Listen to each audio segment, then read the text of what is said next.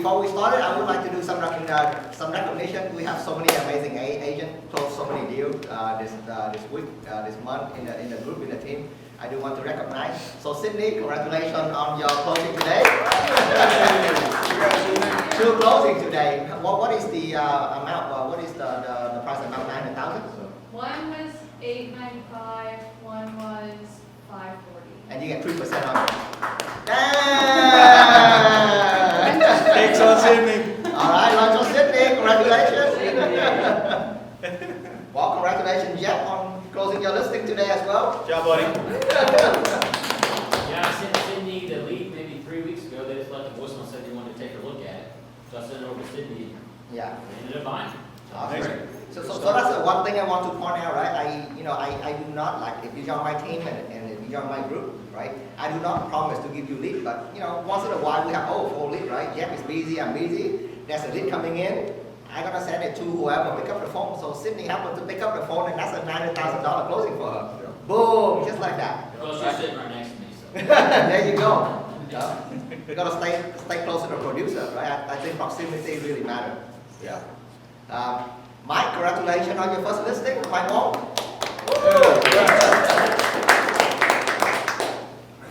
Let's see who else I need to recognize. Anything else? No? If there's nothing else, I do want to bring in the sponsor for today. So Jeff, you want to speak a little bit about Legacy Preferred Lending? Yeah. Thank you for the pizza. Appreciate it. Nice hat. But yeah, Legacy Preferred Lending, just a traditional hard money lending company, but we do a little bit different because a lot of times people will find a good deal, but sometimes they can't really afford to even buy it. They may not have the reserves, or maybe they won't be able to start the construction. So what we do, we've done a lot actually, is you'll bring us a good deal, and you just can't really buy it. But I'm like, hey, I think that's a good deal. So I'll talk to my partners like Hunter and Will, like, hey, I think we should go in on this deal with him. We can kind of divvy up the split as which everyone's different, and then we'll kind of buy the deal with you. So we've been doing that a lot lately. We have we basically turn regular realtors that have never done a deal into actually investors, and then they close out that deal, and then usually they have enough money to kind of start their own, and kind of do their own thing. But so it's traditionally designed for fix and flip. So if you find a distressed property, you can kind of fix it up and then flip it and resell it. But also you can find a distressed property, fix it up, and then we can introduce you to some lenders to qualify you into like a 30-year note on it. And as long as you're all in is like lower than the monthly rent, you can afford to just kind of keep it as a rental, even for a few years, and then sell it, in a couple of years, or just kind of start building a rental portfolio. And then we also do some little transactional funding. So if you ever need a double close or anything like that, we can do that. And then we are also owners of a title company. And the reason that we opened up the title company is because there's great title companies, but we're so investor heavy, and we do kind of weird deals that not a lot of title companies kind of know even what we're trying to do. So we found an attorney, and we kind of opened up a title company about 2 years ago. It's very investor friendly. So we can do the pass-through closings, the double closings. They can help you set up your novation contracts, like just really kind of off the wall. Obviously, the traditional stuff is kind of easy for us, but the biggest reason to try and use Legacy Premier Title is the fact that if you have like a weird deal, if you're wholesaling it, if you have an assignment, if you want to double close, we can do pass-through funding, all kinds of weird stuff to kind of protect you on that. So yeah, that's a little bit. Yeah, go ahead. Do you do reps? I do not. I could probably, but we work with so many different lenders and investors or something. If you bring us a deal, and even if we can't fund it, we've actually got probably 3 different companies that we'll refer stuff to. So that's not our cup of tea, but hey, Okay. these guys are good. Will the title company close the wrap deal? Amanda? Yeah. Okay. I just push business. I don't know what goes on. But yeah. I'll refer you something. Yeah. That does a lot of. But yeah, does anybody have any questions about that, our hard money company or title company? Yeah. On your ones you partner with, where Yeah. you actually decide to hold it, do you hold it also with the investor? Nope, we'll give you the option to buy us out, or we'll buy you out. So I don't want to do that. Our passion is creating investors. Yeah. We like to find agents, because all agents have some sort of deal flow. Almost every agent's going to come across at least one distressed property that they don't really want to throw on the market, or they think for sure it's just going to go to an investor anyway, so they want to get it done without having to take it to market. And they don't really either have the funds, they really don't know what they're doing. That's one big thing, is they've never done a flip. And between Sydney and then the 3 owners, we have done probably, over 200 flips between all of us. So we bring a little bit of knowledge to construction, to design, from everything from A to B, finance, figuring out how to get cheap money. So anyway, that's our passion, is creating investors. That way we can teach you the knowledge, you can go off and do it your own, give you money to do it. All right, get started. Awesome. Yeah. Come sit with Christopher. What's that? Come sit with Christopher. Oh, hey. Got seats for you. Good. Thank you, Jeff. Yeah. Appreciate it. Thanks, Joe. We're gonna be calling you as well. We've got some people that are starting wanting to do it. So if you can help educate them, Yeah, get them the funding. they don't, yeah. Deal's really good, they want us to go in and do it. Let us know. That'd be great. Thank you. Yep. Well, before we start, I do also want to, on the Team Legacy organization, Jeff and Amanda, thank you so much for creating a playground, a group for us, to all share the knowledge, and we all help each other business, right? I know that each and everybody here is busy, right? We all have our deal, we all have our flip, our buyer, our seller, right? But, I take time over here to share my knowledge. All the 4 speakers over here take the time out of their production day, to share the knowledge, Amanda is here, Jeff is here, so because of our platform, right, the system we have here at EXP Realty allow us to do that, to give back to the Asian community. So Amanda, thank you. Jeff, thank you. Yeah, Awesome. All right. Well, without further ado, I would like, to moderate this awesome panel. So if you don't mind, I'm gonna start with you. Please go ahead and introduce your name, your expertise, and your investment experience. So go ahead. Arthur Confey, been in real estate since 2009. Worked with obviously everything you can think of under the sun since then. Done plenty of flips myself. Stopped doing them probably right after Harvey because I nearly had a heart attack. We had 6 properties that needed to be sold, and I couldn't get access to them at any point because everything was flooded. And lucky for me, none of them were flooded, but the strain on my heart was not very good.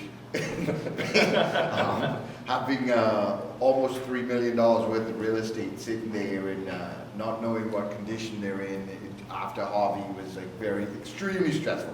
So I stopped doing it. A lot of you may actually know my partner that I was doing this with. His name is Paul Gilbo. He's one of the owners of PRS that does photography and sign installation. Yeah, we did quite a few, and then at that point, that was it for me. I'm like, no more. But helped a lot of investors buy commercial and residential. I really enjoy commercial because there's very, very little emotion involved. It's 99 times out of 100, if the numbers work, it's a deal and we make it happen. If the numbers don't work, it's not a deal and we move on and go to the next one. So I really don't like dealing with people's emotions. I'm not an emotional type of guy. Once people start getting emotional, I lose it. So I'm not your guy for that. So that's me. That's awesome. Yeah, but commercial I enjoy, and if you have any questions, always happy to answer, always happy to share knowledge, always happy to help you guys grow your business in whatever way possible. Thank you, Arthur. All right, Mickey, go ahead. Mickey Patel, Arthur and I are partners. We run the team together. Our team's called NPR Group. Been with Team Legacy and EXP since 2019, and have come a long way. And enjoy everything what Arthur was talking about, residential, commercial. We recently launched a property management company, Arthur and I, so we're doing that. It's for both residential and commercial real estate. And we're doing everything under the sun, like Arthur said. Not one thing is something we like to say is our niche. I think we like to know and dabble in any types of real estate. And it's important, especially in hard times. You got to be able to learn and adjust with the times. So Arthur and I have been trying to do that as well. And if you don't mind, I'll take 30 seconds to do some recognition as well. Sure, absolutely. We have Christopher Denny here. He's on the team. He recently just had 2 contracts that went into place. One was a $1.1 million residential, and the second is a office condo in Pearland for a commercial property. So he is dabbling and he's hitting it well. So congratulations. Awesome. producing agent in the team. Yeah, we want that. We want that. And we've got 18 on our team, so we're growing that too. You know, so it's been amazing, and the platform, like you said, Jeff and Amanda have given us this playground, so it has been amazing, life changing for a lot of us. Yeah, So- you guys are awesome. Yeah, Thank you. Thank you for everything that you guys do. I don't think you hear enough thank you. So we wanted to also be here and just provide guidance for anybody who's looking to do anything. Like Will said, you've got people that you're trying to get investors out of your company. Same here. We want people to feel comfortable doing commercial and anything else in between. So we want to be a resource. So thank you for letting us come and talk today. Thank you, Mickey. All right, go ahead, Sydney. My name is Sydney Peterson. I do quite a bit of things alongside Hunter and Jeff. Work for the hard money company Legacy Deferred Lending as a director of operations. So I go through and underwrite all their deals, make sure they get to the closing line, and then also do some back-end servicing as well. Do quite a bit of wholesale too, so done quite a bit of wholesale deals. Also a licensed real estate agent, so I do a little bit on that side as well. Primarily just like the investor side, honestly. And then, yeah, also done some flips with them too, so just a little bit of everything on that end. We primarily focus on single-family homes when it comes to the hard money side, as well as the wholesale side. Awesome. All right, go ahead. Yeah, I'm Hunter Malik.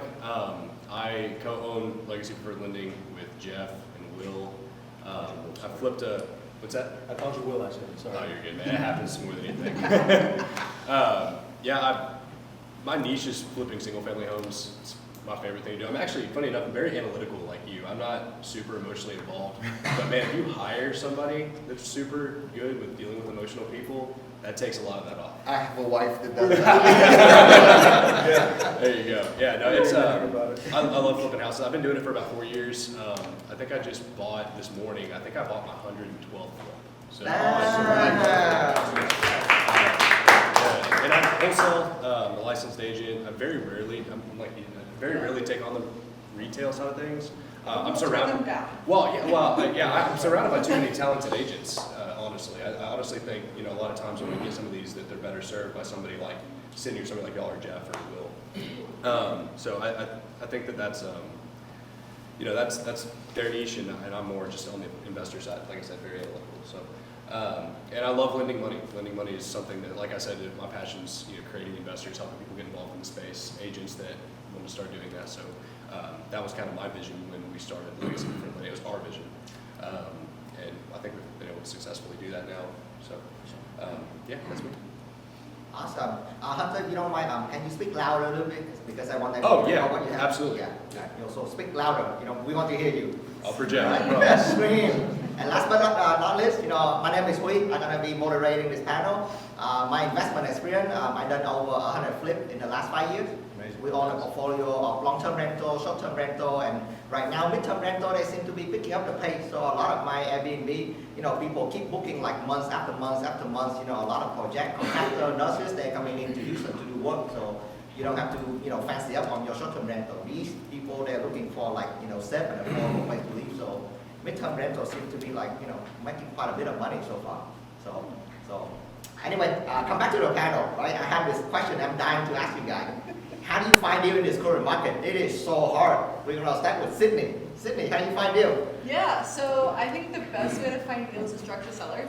It comes down to if you have more time or if you have money. And I always say that when people come to me. It's like if you're working a full-time job, you obviously don't have that much time to go and market and follow up with these sellers and call them a lot. So that's when you can utilize wholesalers or go to networking events and then find those wholesalers that go do that for you, right? If they go out and they go and find properties that are distressed, they're getting them under contract for you, and then sell them to you with the assignment fee attached.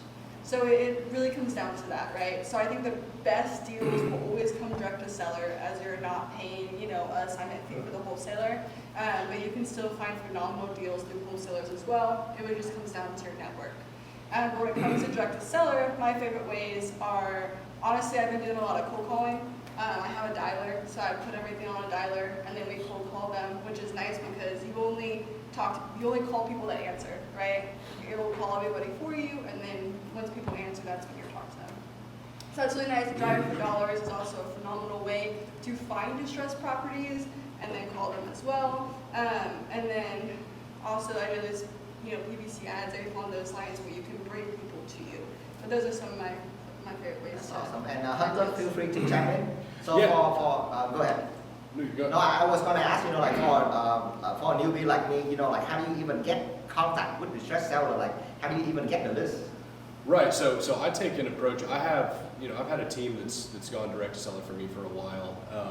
We used a company called EBL, Easy Button Leads. It's a cold call company, so it actually outsources the cold calling. Instead of you sitting down with the dialer, you hire somebody that sits down with the dialer, which is, again, that's obviously going to be more costly, but we employed 7 callers out of Egypt. I think each one of those were like $12.50 a month, but they were giving us 1 to 2 warm leads a day. So they pulled the data, called the data, found somebody that said, hey, I am interested in selling, and then they would send me that lead, say, I'm going to connect you with a team member, and so then my staff would go and talk to the seller directly. More recently, to find deals, I've actually been making relationships with a lot of dispo companies, not necessarily the larger companies, but more mid-tier to small-tier disposition companies, so maybe a 3-person operation, 4-person operation, some individual wholesalers as well. My goal is the way I get good deals out of that, because a lot of these guys are going to try to sell you an 80% deal. Pause real quick. How many of y'all know what an 80% deal means when I say that? Explain that a little bit. Okay, yeah. So let's start there, and then I'll continue with what I was saying. So the way you factor in these deals, the way you run your numbers on these deals, on single family specifically, is you have something called an ARV, and that stands for after renovation value. Okay, so that's when the home's fully fixed up. You've already done the construction. This is what you're going to be able to sell it on the market for. So you're going to multiply that number. In the best case scenario, or not best case, but a good scenario is times 0.7. So you want to capture 30% equity. So let's say the ARV is $100,000. You multiply that times 0.7. That equals $70,000. Okay. Now let's say that this home needs $20,000 in renovations. Okay. You still want to capture that 30% equity, so you don't want to buy it for 70 and then put 20. Now you're in it for 90. That's 90%. So you want to subtract that 20,000 from that 70,000 number and purchase it for 50. Is everybody tracking what I'm saying? Anybody get lost in there? Okay. So purchase it for 50, put 20 into it. You're on for 70, sell it for 100, and there's a margin there. Okay. Now there's obviously other hidden fees that are going to be involved in there, but if you have 30% equity, you should be okay. So when I say an 80% deal, that means that I'm only going to be capturing 20% equity. Now, for the novice investor, that still sounds pretty good, right? I mean, you can still make money there, but the second something goes wrong, you have very little margin to play with. Okay, so it's just risk mitigation. So I prefer to be closer to that 70% number. So anyway, back to the dispositions companies.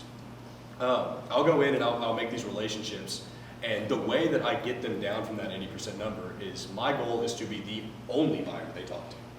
I want to be so heavy-handed on my buying that they don't even call me. So they know that when they call me, we're going to work out a deal as long as they have it locked up well enough. I'm not somebody that says strictly 70%. I think that it's a wise thing to do to be as close to that 70% as possible. But I will buy 72, 73% deals because I'm doing it in volume. Now, if you're doing maybe 1 or 2 at a time, stick closer to that number just so because if you're doing a lot of volume, you're going to make enough money where if one does go wrong, you'll be fine. If you're buying 80%er and that one goes wrong, it can kind of kick you out of real estate for a little while. So definitely make sure you're deep on those first couple deals, and then you can start cycling over to a higher volume. Anyway, that's me. So smaller dispo companies, and then I employ a small team that does that. So that's on the residential side, seem like you guys making relationship with wholesaler, you guys using easy button lead, right? Yes. Sydney even do driving for dollar in order to find deal. So what about the commercial side? How do you find deal for yourself or your investor on the commercial side? I know commercial is a very wide spectrum, so just talk about the niche of what you do exactly. Definitely. So on the commercial side, you have to invest a little bit in the software. Okay. And the biggest one is CoStar. CoStar is a monopoly, conglomerate, whatever you want to call it, but Absolutely massive. they are absolutely crazy in the amount of data that they feed. Arthur, you want to spit that stat out about CoStar real quick? CoStar is the second largest collector of data in the world after the U.S. Census Bureau. So think about that, how much data they collect. Across any industry. Across any. It's Crazy. absolutely crazy. It's like logging into, I'm gonna age myself here, but it's like logging into the Matrix, and looking at code. Like that's what it looks like. It's unbelievable. It's great. Yeah, the U.S. Census Bureau obviously collects an extreme amount of information from everybody every 5 or 10 years? Yeah, whenever they send you the census paper. So they collect that, they collect from the IRS and they do all of that stuff. CoStar does all of that as well, but specifically about properties.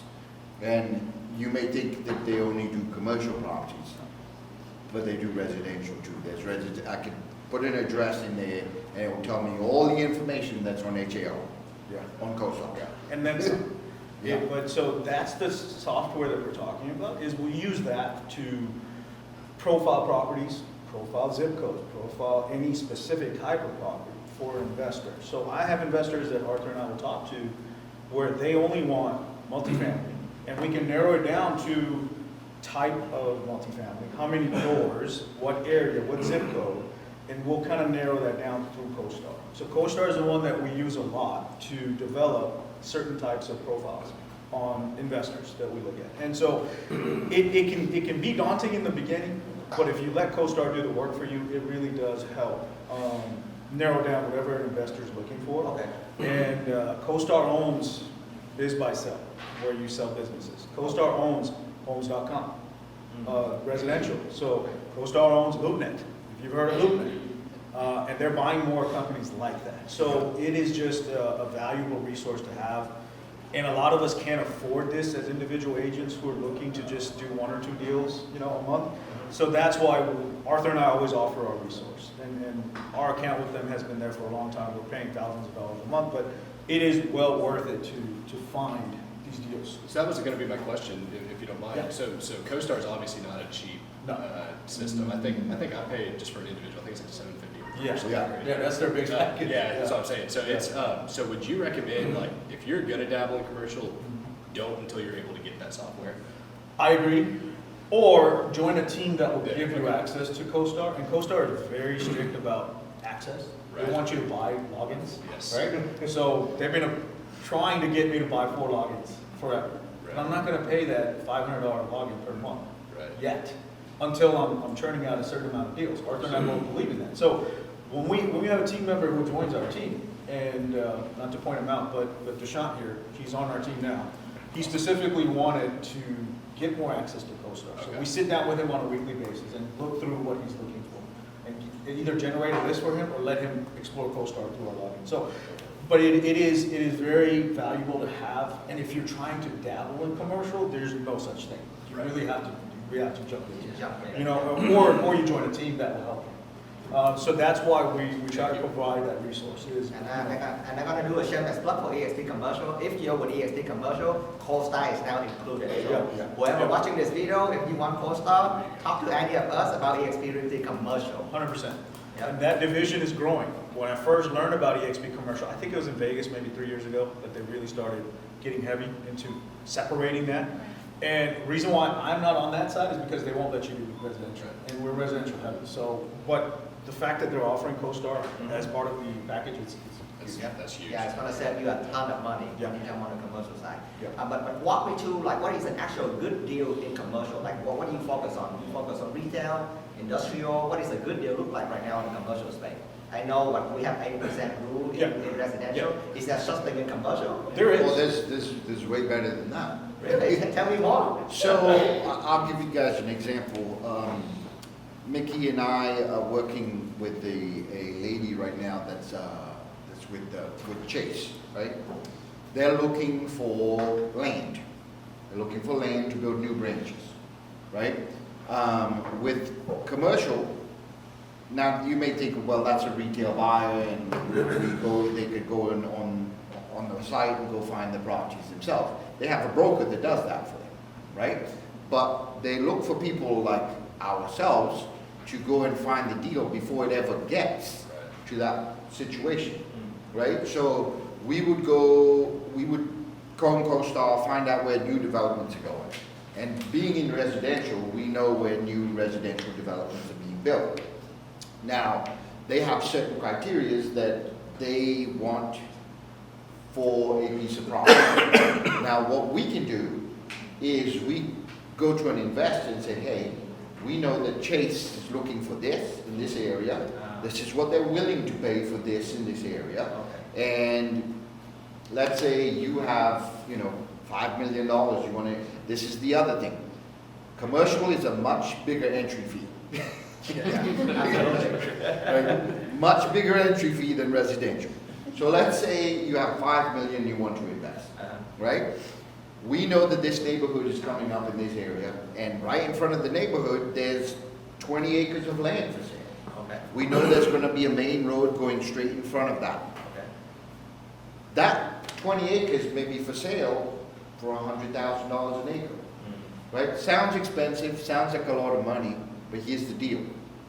Chase will pay $600,000-700,000 for 1 acre of land, right? You're buying it for $100,000. If the investor knows what he's doing, obviously, that's a lot more detail, but if the investor knows what he's doing, he buys that 20 acres, he puts what you call pad sites, which you've seen everywhere when you drive. It says pad site for lease, pad site for sale, and so on and so on, right? A pad site will set you back 300, 400, 500,000, $1 million, depending on where it is. But that investor didn't pay that. That investor paid maybe 100 grand. So 80%, this is 800%. Wow. So basically you buy that piece and then. You buy that piece of land, you subdivide, you get it zoned, you get you put a little bit more investment into it, and they turn around and sell it for an extreme amount more.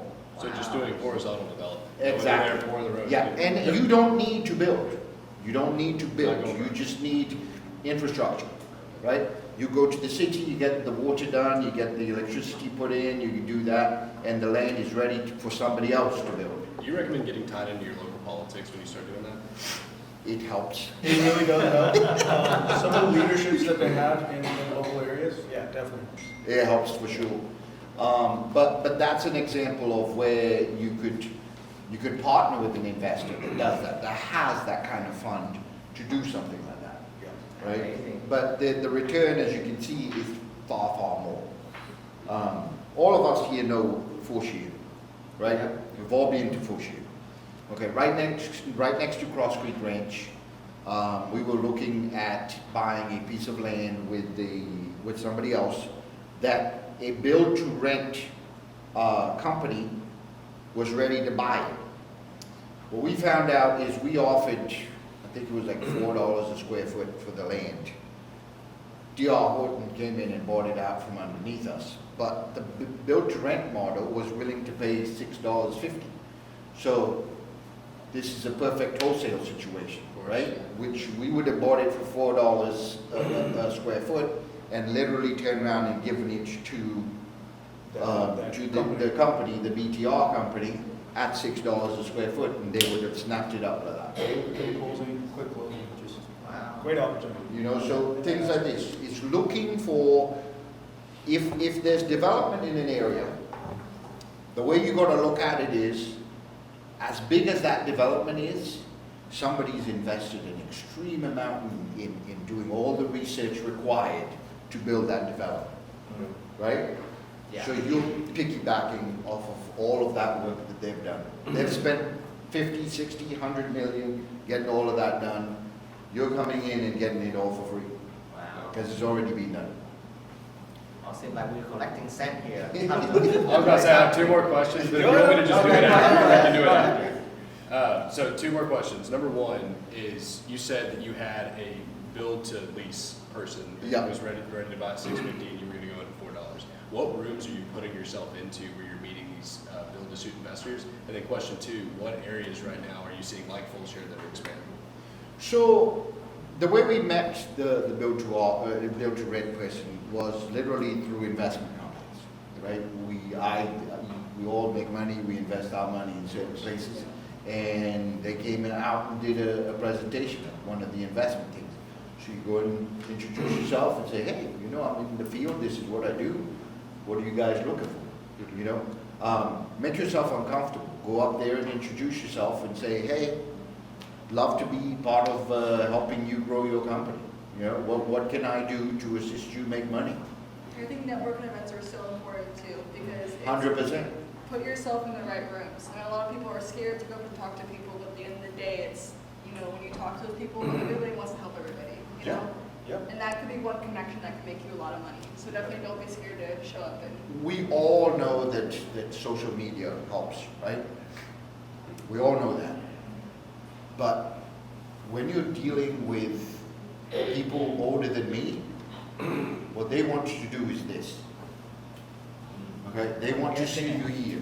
They want to see you face to face. They want to know who they're doing business with, right? And those guys have a lot of money. Right? And they want to invest their money, and they'll invest their money if you can show them that you're the right person for them to do it with. No, love it, yeah. The other thing, to piggyback off your question about rooms, she's not here today, but we have another agent who is a master at workplace. Okay. She's always on workplace, and she's finding amazing opportunities on workplace. So if you keep these avenues open, but workplace is another one where if you see something that just, you're not even familiar, show a message Arthur and I and say, do you know what this means? Can I contact this person? We'll say yes. Just go and contact them and make the connection. And then you never know what it will turn into. But that's another great avenue. Okay. Fantastic. So another plug, you know, because we have some non-EXP agent here, well, you know, because when you partner with a company like EXP, this is a global company, right? So right now we're using Workplace, you know, to connect all the agents around the world together. So if you learn, you have to Workplace, just like Facebook, there's a ton of connection out there. Yep. And by August, we're gonna go into Slack Pro. Nice. So all of us is gonna have Slack Pro. That would be like even better to connect, you know, with a network of agents globally. So that's one of the benefits when you have your license with a global brokerage like EXP versus a boutique brokerage. So thank you for bringing it up. And I learned something new today, and I'm going to try and see if they can help us in any way. The lead generation company that you're talking about. Yeah. What I'd like to know is whether they'd be able to help us make the calls on those lanes that we Absolutely. we They're have pumping been- out Yeah. 1,000 dials a day per call. Yeah. It's- Because I mean, it's that's the one thing that we lack is all of us get busy. We have a client, we have to do this, we have to do that, you have to get all of these things done. Sitting down and getting those calls done is also important, but sometimes it gets pushed back because we have so much going on. Yeah. I was gonna say also another thing is you can go the route of hiring a VA yourself, but then it comes like you have to manage it. And then you have to train that And that VA. takes a lot of work. So it comes really down to like, okay, time or money, Yeah. right? Yeah. And, but yeah, that's. They're not cheap, but they're very good. And that's what we You want. want efficiency. Yeah. If you're gonna pay for it, you might as well make sure that your money's well where it's spent. You got a second question now? So Yeah, let's, locations. Oh, locations. Yeah, Okay. so I've been focusing a little bit out towards Willis area Uh-huh. for if I'm looking for land, and then down south towards Rocher and Iowa Colony, just because that 288 Yeah. is just It's exploding. going crazy. So all that land down there is kind of where I've been looking, but you get kind of, there's a lot of flooding, so I've kind of been wary. I don't know. So if you know that area, we almost did a deal on a 400-acre tract. As you going down 288, Yes. there's What a, I've been looking at, yeah. so you're going down 288, and if you turn left, you go into, you can go straight 1462. over, and it goes all the way to the new neighborhood in Manville. What's the one at, no, the one south. Furthest. Meridiana? Towards Meridiana, Oh. right? So right there, as you turn, there's a gas station and a storage unit. Yes. Right behind there was like 400 acres. Wow. We were working on that deal for about a year, and it ended up falling through because of some issues with the seller and Sounds like family issues. But that was going to be $1 a square foot. Wow. Yeah. Wow. you know, let's hold the question if you don't mind to the end. Yeah, I don't want No, to move forward. we got a question. Yeah, so let's move forward. Okay. Yeah, so let's move forward with the rest of the panel. I want to move into the financing side, right? I know that, you know, you can find a deal, right? But how do you put the money together? So I know that you do hard money. Please talk about the hard money aspect of it, and also any creative way that you can put together the deal without using your money. Yeah. Go ahead. So I would say another thing that when you guys are talking about financing, there is a way where you can do your first flip with $0, right? And it's like, with that is if you find a good deal, like we were talking about earlier, is that we're willing to partner with people that if you bring us a good deal, we're happy to, put the money in. If it's a good deal, then work with you, and then we can take equity splits. But if you go out and you can go and you find these deals from distressed sellers or from sellers in general, and it's a good deal, you can bring it to somebody else who has the knowledge and the experience and has the money to front the funds for you, to guide you through the process, and then you take an equity split at the end of the day instead of just maybe wholesaling it to them or passing the deal because you don't have money. So that's a good way to also be in the right rooms to meet those people is number one. But when it comes to the hard money side of things, is you can also get into your first deal with hard money. And I would say for a smaller deal, we usually require for 35 to 40,000 in liquid funds. So, which isn't a whole lot. It's definitely going to be smaller than having $100,000, $200,000 in your bank account. Entry fee is definitely smaller than commercial. Yeah. So this is for the residential side, but yeah. So essentially, like it's definitely not as big as you might think it is, but there's definitely other ways around it when you do know the right. Can you walk me through an example, because I think Jeff just bragged with me that you guys did a deal together similar to that part, right? Yes. So can you give us an example on that? So let me start here. Does everybody here know what hard money actually is? Like hard money lending? Okay, so remember that example I gave you earlier with the 100,000 ARV and then 70% of that minus construction? Okay, so the beauty of hard money and why it allows newer people into the industry is because theoretically, talking about returns on your money, theoretically you can be out of pocket little to no money. And the way that works is we are underwriting this deal with the ARV just like you are, and then we multiply it times 0.7. That's a loan amount, okay? So 70% LTV. But the cool thing is, LTV stands for loan value. The cool thing is we'll go up to 100% LTC, which is loan to cost, meaning no down payment, okay? So that's 70%, right? Let's say you're still buying it for 50,000, which we're just using the same example here. Well, if you're buying it for 50,000 and the loan amount's 70,000, does that mean we're just gonna give you the 70,000 at closing and now you profit 20,000 on the front side? No, we're not gonna do that. We're gonna hold that other 20,000 back in a draw fund, okay? Because that's what you're gonna spend on construction. So if you buy it for 50 and we're giving you 50 at close, it's even out. You're bringing nothing for the property. Now, like I said, there's other fees. You have your points, you have your attorney fees, you have your title policy, you have escrow fees. There is money that is gonna come out of your pocket at closing, but for the property itself, nothing. So now you have to spend $20,000 on construction, and we're giving you $20,000. So you go do the foundation and the roof, we're working in insanely small numbers. Let's say that's $5,000 each. We'll give you the $10,000 there. Now you have $10,000 on your draw account. And then you go do the paint and flooring, and you spend $10,000 there. We'll give you the $10,000. So now you've spent $70,000 in total. We've given you $70,000 in total. All you're out of pocket is your interest, your points, and your fees. And then now you needed $40,000 in reserves, but you really haven't touched it very much. Okay? So if you spend no money and you make whatever, let's say $20,000 is your net there, spend 0 to make 20, what's your return on your money?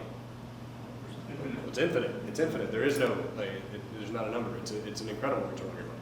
So that's the beauty of hard money. Now, there are still those fees, and we're not going to approve you if you have $0 in your account for a loan, right? You need to have some reserves.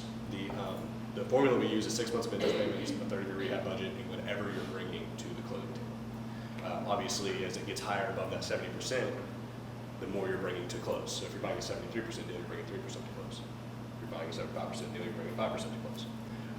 But to answer your question, so we've had a deal in the past where we've lent the money.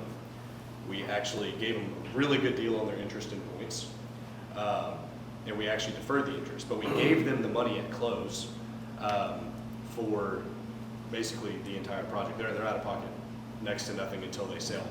But they're not having to pay their interest payments, and then when they sell, we're taking a 30% equity split. They're out of pocket nothing, we're taking a 30% equity split, and now obviously the better the deal is, the lower your equity split. If it's a pretty good deal, it might be 50% because, hey, we're bringing all the money, right? It just really depends on what the deal is, but yeah. So basically you lend the money, there's no origination fee, there's no interest, and you just take 30% at the end. A lot of times we'll have them pay the cost of our money. So whatever we pay on the money, like if it's a credit facility of some sort, okay, we'll have them pay that, but we'll defer the actual interest itself until the end. And so that will come out of the net, and then we split up, or that'll come out of the gross profit. We'll get the net, and then we'll split that up. I see, okay. So Makes it's- makes it easier on the investor. It makes them not even really an investor. They're bringing the deal themselves, and they don't have to put the money. But they still get the majority of the profits on top. So it really is, we're here to help you get your feet wet in the industry, so that way the next deal you do, you can just call us for a loan. Yeah, and if you're going the route where you want to do the deal by yourself and you don't want us to put money up or et cetera, right? Like he was saying that you can come out of pocket very, very little. Like I've approved HUDs where borrowers came cash to close, $4,000, $3,000. Usually, like if we cover the full purchase price, it's typically under $12,000, depending on how high the loan amount is. Because the higher the loan amount, the higher your fees are. Because we take origination off the total loan amount. So that's also something to keep in mind.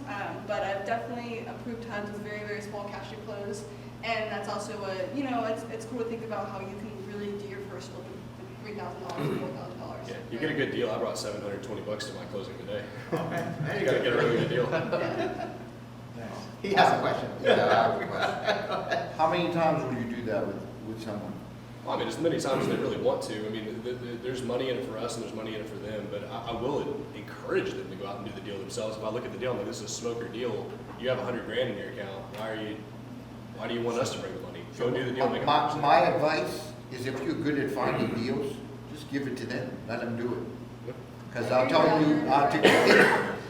you what, I've been and I've done that, and working that deal and having that to worry about, because he doesn't, he's done hundreds of them. He can obviously do it with his eyes closed. Well, staff. You gotta have a good staff. Yeah, so you can do it with your eyes closed, and if he's good at it, you give him the deal, let him work it, you make money. That's true, I'll do it, yeah.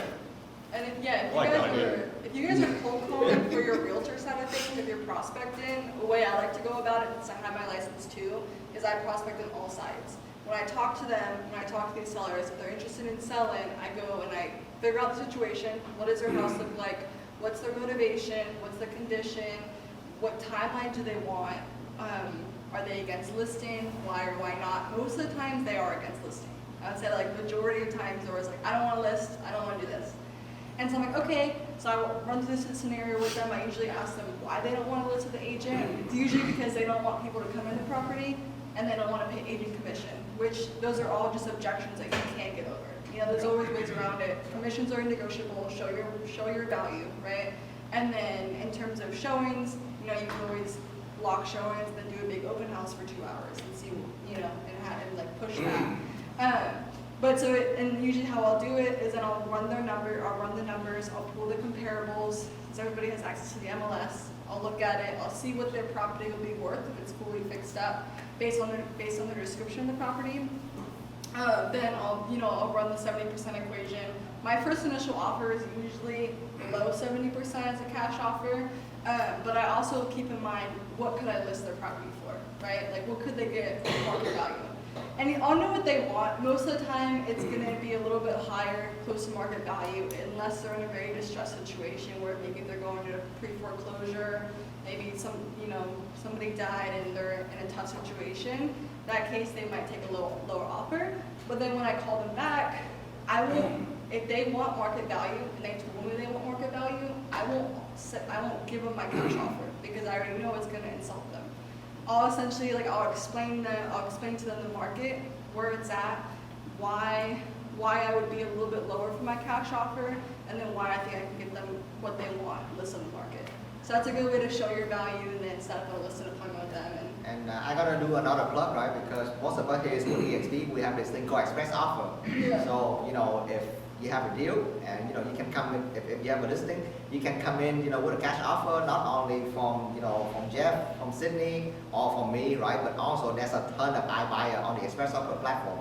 Take a couple pictures, submit those, and then present it to your prospect or your seller, a ton of cash offer, right? So that way they have a lot of options to choose from. And if they don't want to choose those options, right, you can go ahead and take the opportunity to list the house, right? So that's another plug. That's what I'm saying. Like, don't always try to prospect all sides of it. At the end of the day, you always want to prospect I feel like some people that just wholesale, they might just send out cash offers all day, and then the sellers get offended because you offer them maybe half of what they wanted or way less than what they want to walk away with.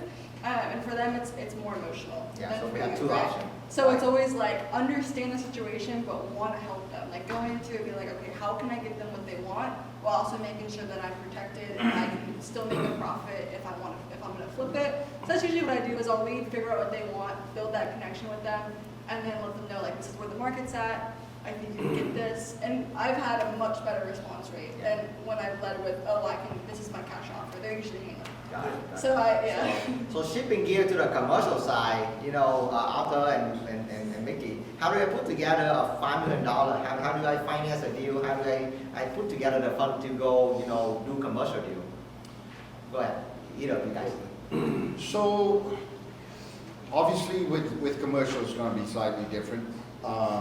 If the deal's good, if there's money to be made, you will always find people that will give you money to make money, right? Is You'll that like a always- lender? Is like a private It's investor? generally will be private investors, because it's a lot, to this day I haven't found a reliable, and I don't know if you do it, but I have not found a reliable hard money lender for commercial, right?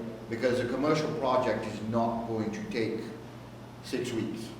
A commercial project, you're gonna have, at the smallest apartment complexes are gonna be 10 units, right? So if you're doing a 10 unit complex, that's 10 doors that you're gonna have to do 10 renovations on. It's going to take you, unless you have a pretty big crew, it's going to take you a few months to get that done.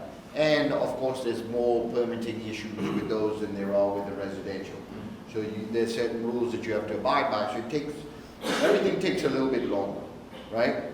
Now, if you want to get into commercial and do that kind of stuff, like flip in commercial is also possible, but it's different.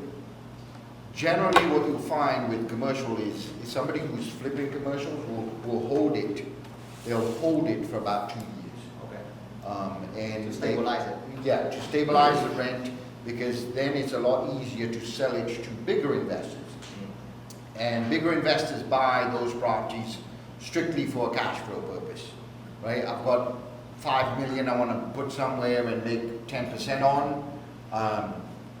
That's what they do, right? They put that. But help me out here, like the money aspect of it. How do I go find $5 million? So with what did you say earlier? Networking. Networking. Okay. Networking, right? You need to go to these. So there's the Rich Club, right? There's a bunch of investment clubs in Houston that you can go to, that you will find investors that specialize in different fields. Okay. And those are the guys that are going to fund those deals. I've also right? heard from somebody who did a lot of commercial that there's a club, it's a commercial association club. Yeah. And if you've done no deals, it's like a small entry fee, then it goes up once you've done more. And you would say that's a good way to also, I don't know. Yes, it is. So Rich Club is one of those Okay, that does yeah. that, right? Real Estate Investors Club Houston. There's one that they basically only do massive apartment complexes. For the name will come to me. Give me before the end of this event. But with them, you can literally just take money and put it in their investments. They'll go out and they'll build a 500-unit apartment complex, but you'll be one of the owners of that. So they're just syndicators. and Yeah, you- they are you big inject syndicates, funds. and they do that. So a lot of those, and all of you have seen it, those big square-looking apartment buildings, a lot of those are actually built by that group. Okay. So it's not one owner, there's hundreds of people in there. And there's a minimum investment amount, I think it's like a $250,000.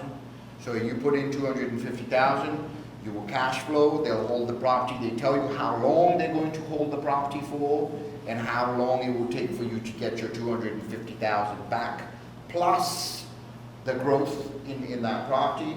So it's effectively nothing out of, you don't do anything. I see. Right? You're just putting your money in there and walking away.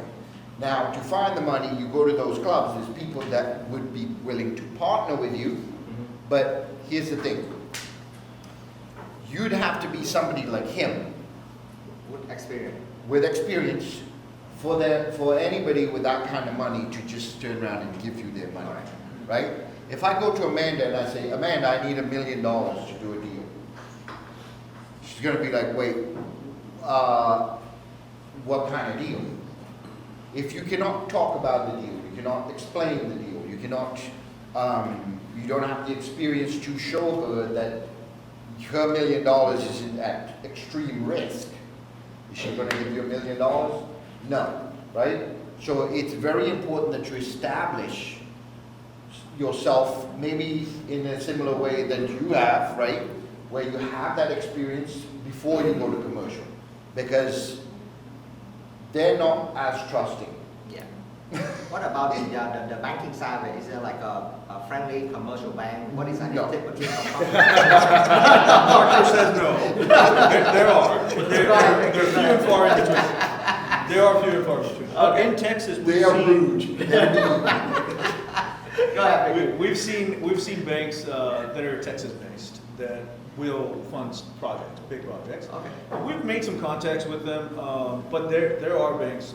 I'm sure you've heard of Sterling Bank. Sterling Bank is, they're good at commercial lending. Okay, so But banks like that are out there. You just have to get to know someone in the management who can give you right direction. We have a good friend in Sugarland, and I forget the name of the bank, but it's like a Sterling Bank that he's with, and Stellar Bank. So that's another one. But So any of these smaller Small banks, community banks are more likely to help you fund They'll do commercial commercial. deals. But right now, commercial rates is almost as bad as hard money rates. it is what it is. It is what it is. But there's a way to get creative with it. But Mickey and I have, well, a lot of our investors recently, what they've been doing is they've actually been doing seller financing, right? So It's a creative way. Yeah, the owner, instead of like we have one right now we're working on, obviously we can't discuss what it is, but the buyer is coming in with what the owner would have walked away with if they bought it at Their this equity price. cash. Their equity, right? So the seller is walking away with the equity, the buyer is coming in with the equity amount, and then they're literally just taking over the payments, right? And we have that written by attorneys and everything is done that way and they get to closing. Now, that stops you as a potential buyer to having to go and get qualified for a commercial loan, which the reason why I said no is because they're not friendly.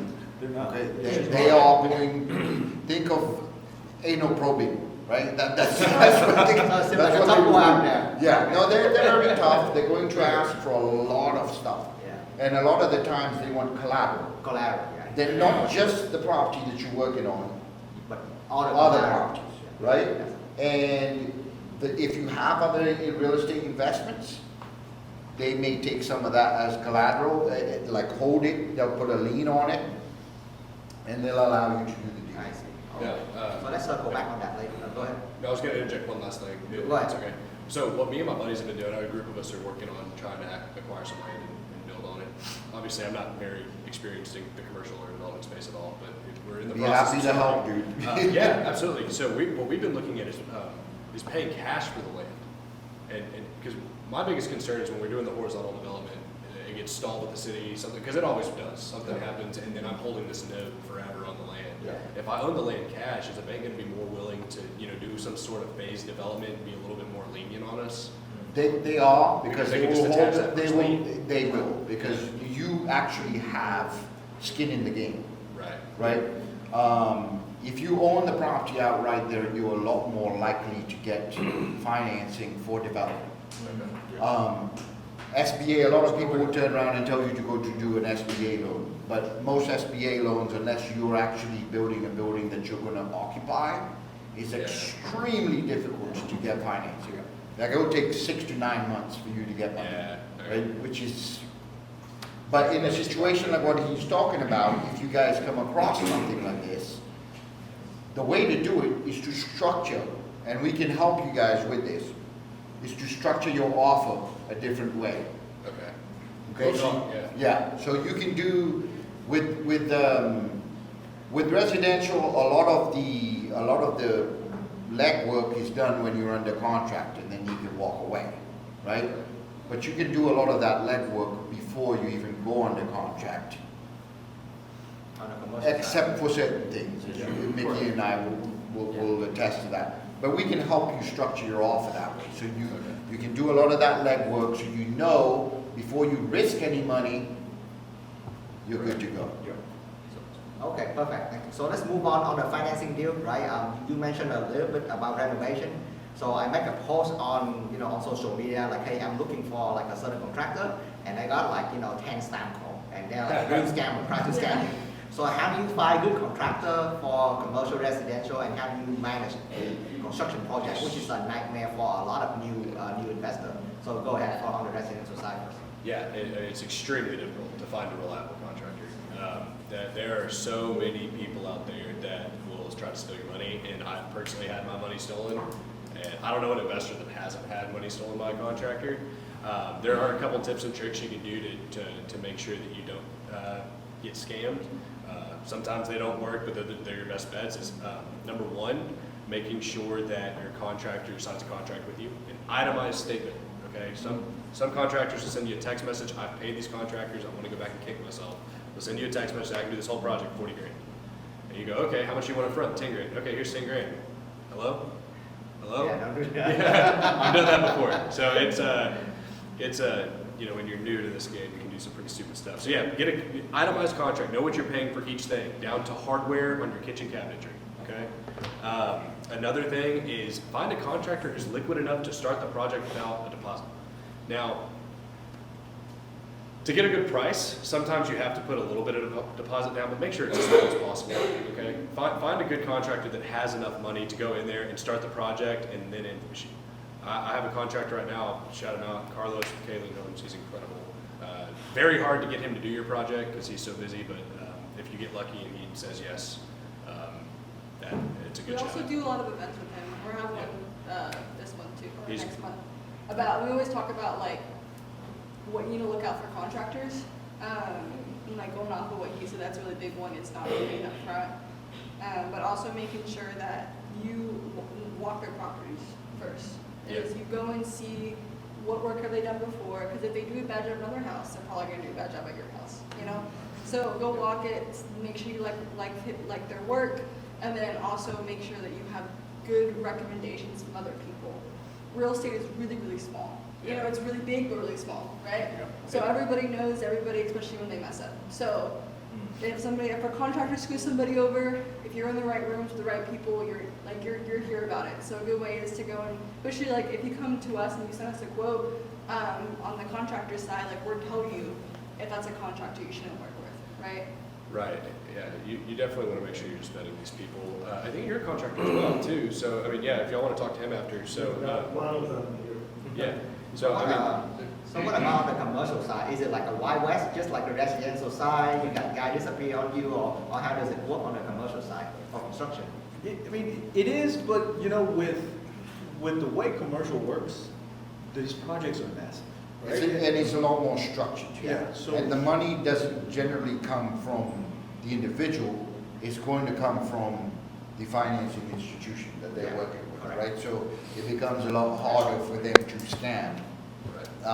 And whenever you're putting a deal forward to a bank, right, they're going to want resumes and all kinds of stuff from the contractor.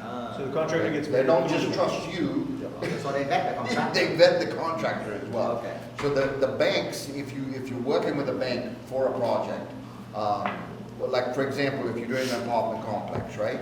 And you've done some in the past, you have been able to get through the lending process and all of that, right? They'll turn around and vet the contractors. I see. Because they're not going to turn around and invest that money in without knowing where Who's gonna their be- money is who's gonna going, repair? right? Okay. and the advice is take a play from this playbook. What the banks are doing, you should probably try to do also. There's a reason why they're not getting Yeah. scammed. Yeah. Vet your contractors, required to see that they've actually done good work, and pay them in the rears. That's what. I see. Sometimes it's worth paying that extra $2, $3, $4, $5 grand to the contractor because Yes. they came recommended by him, they came recommended by me, or him, or Jeff. Why? Because we've worked with them before and we have established the trust level enough to turn around and tell you, hey, this guy's good, he does good work, so if you can get him to work with you, you know, just for the sake of saving $2,000 or $3,000, you decide to go with someone else, that may end up. Well, it's gonna cost you way more than 2 or 3. Exactly. Speed and efficiency is everything. I see, okay. Trust is one of those things that come very hard to Got it. get. So when we endorse someone, we make sure that we're not just getting. So it seems like it's just a less, less hectic than the rest. Yeah, I mean, trust is hard to build and very easy to break, right? That's good. Okay, so we're gonna wrap up, with the last question, and take as long as you can. I want the answer to be really good. What do you see the most success, in that investor is doing right now? So, for example, for me, I see a lot of success right now in the midterm rental space. So let's start with you, Hunter. What do you see? What gives you the most profitable investment right now? Then just run with that. Well, surprisingly, my flips have been selling. I typically try to keep anywhere from 8 or 9 active flips under construction, and usually there's 4 or 5 on the market. Jeff and I just did one recently. We experienced it, went under contract in the first week. I had one that went under contract in the first day last week. So as long as you're staying in a price range that you're below 350,000 is like a good rough number. Affordable homes are always going to sell.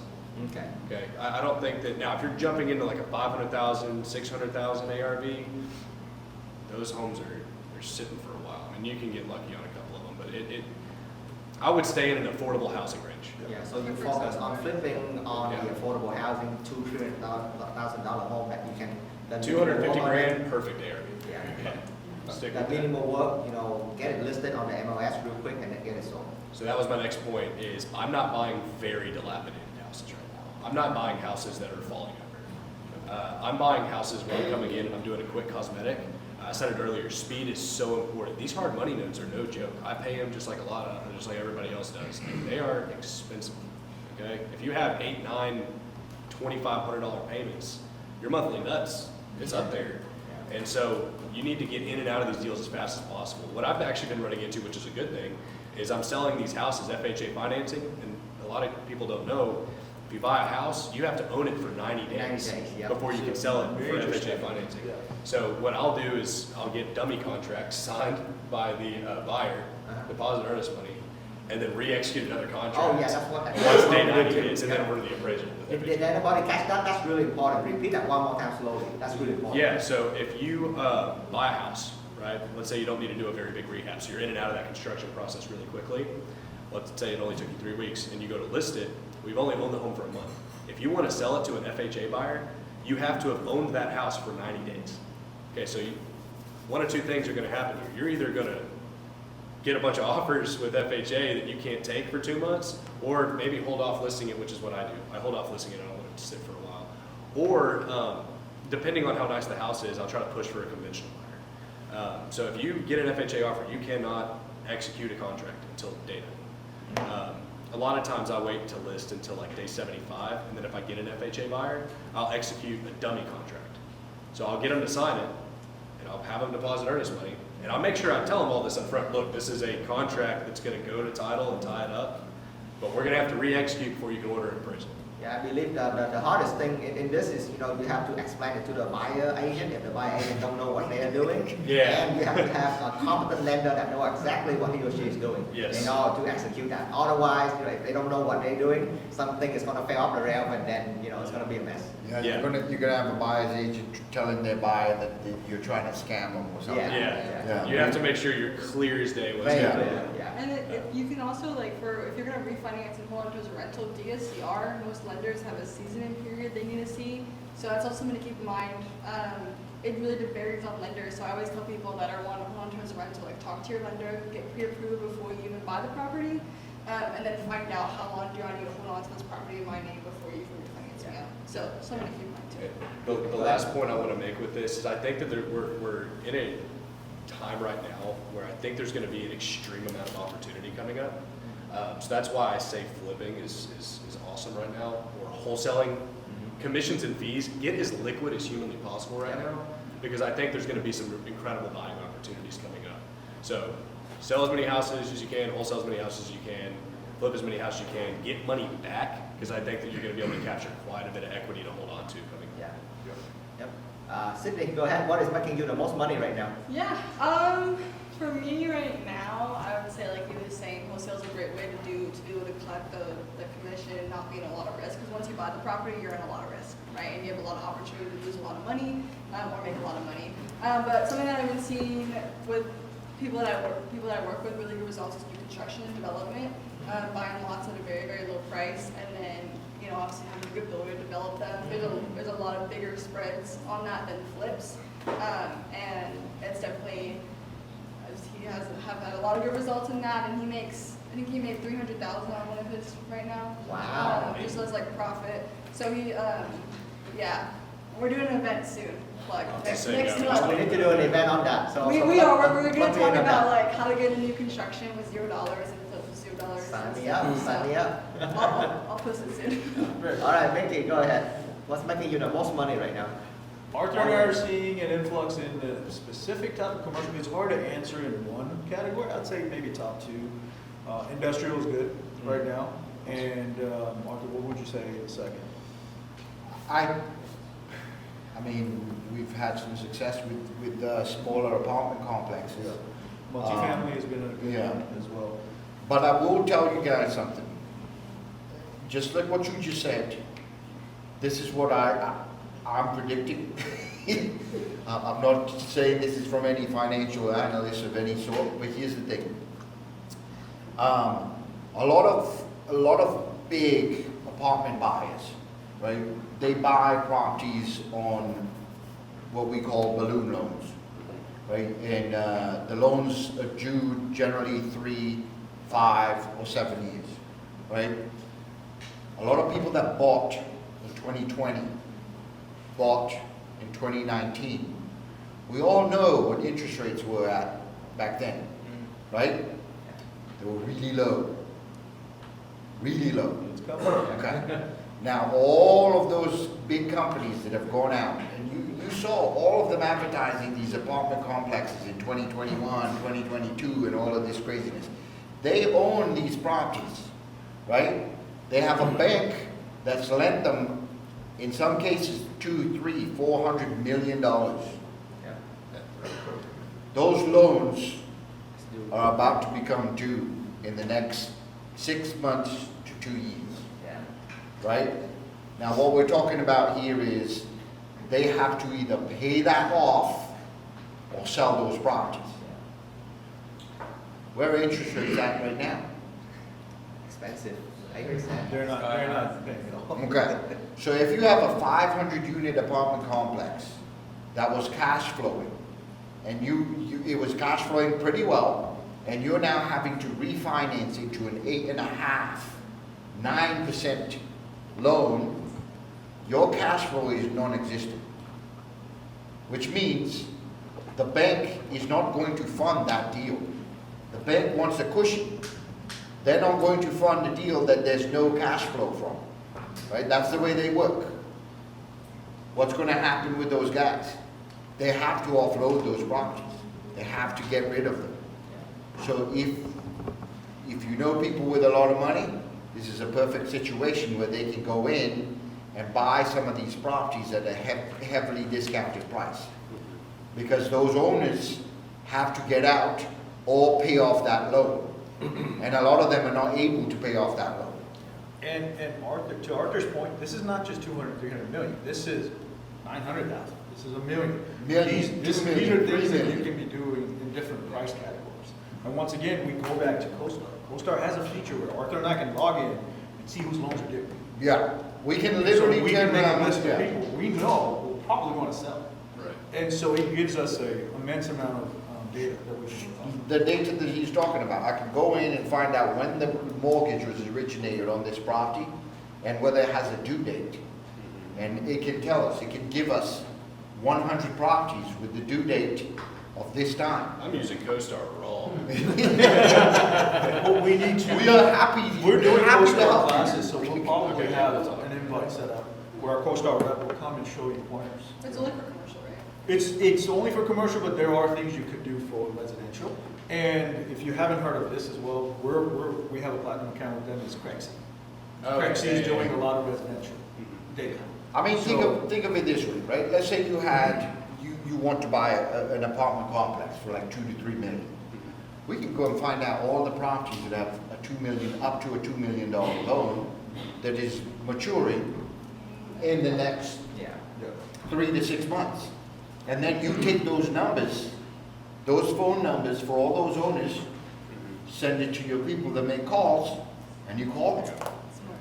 And then once you've got one of them to pick up the phone, you then talk to them about potentially purchasing that property. Yep.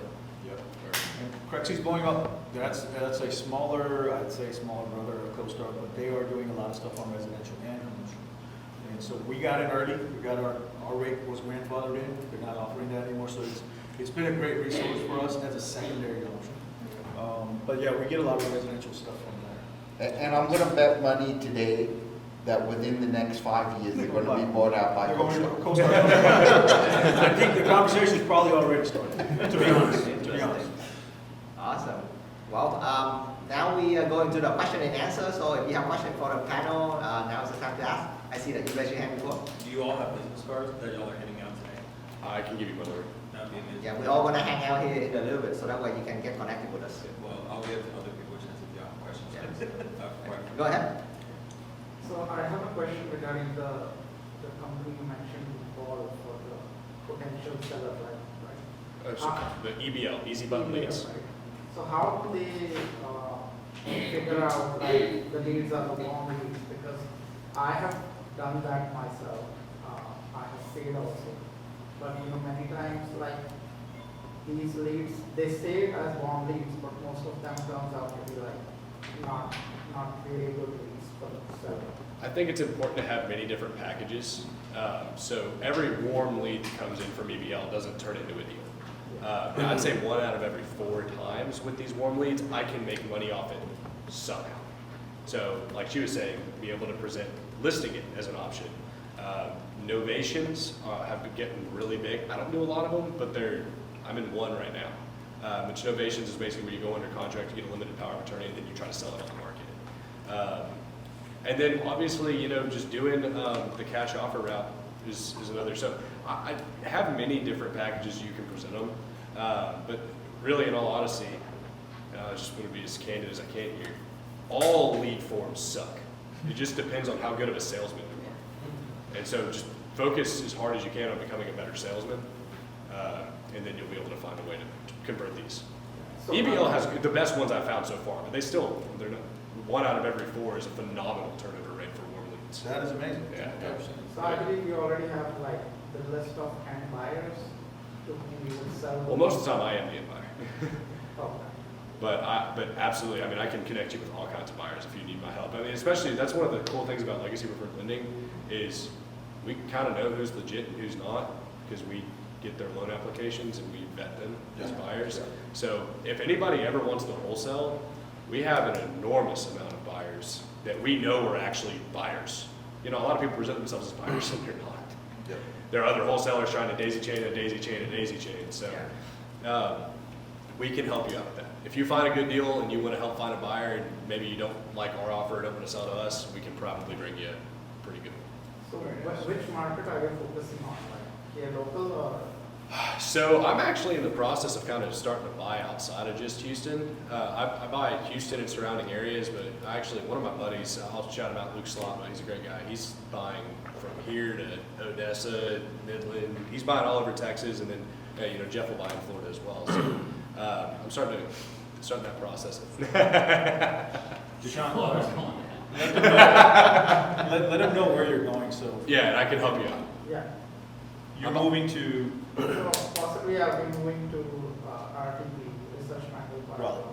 What's that? I used He's to gonna live move Raleigh. there. You're going to Raleigh. Yeah. He's Talk to moving me, there for work. because I used to move there. I lived there Get with her. for I moved like 3 years ago, 2 years ago, and I know a lot of people in the real estate space because I grew up there. So He's staying on our team. And he's gonna try to establish a little bit of a presence for NPR out there. Hey, so fantastic. We'd love to get him some assets. Good for y'all. That's awesome. She's a great connection. Yeah, Anything in North I'll give you the people that I know that are real estate over there. Good stuff.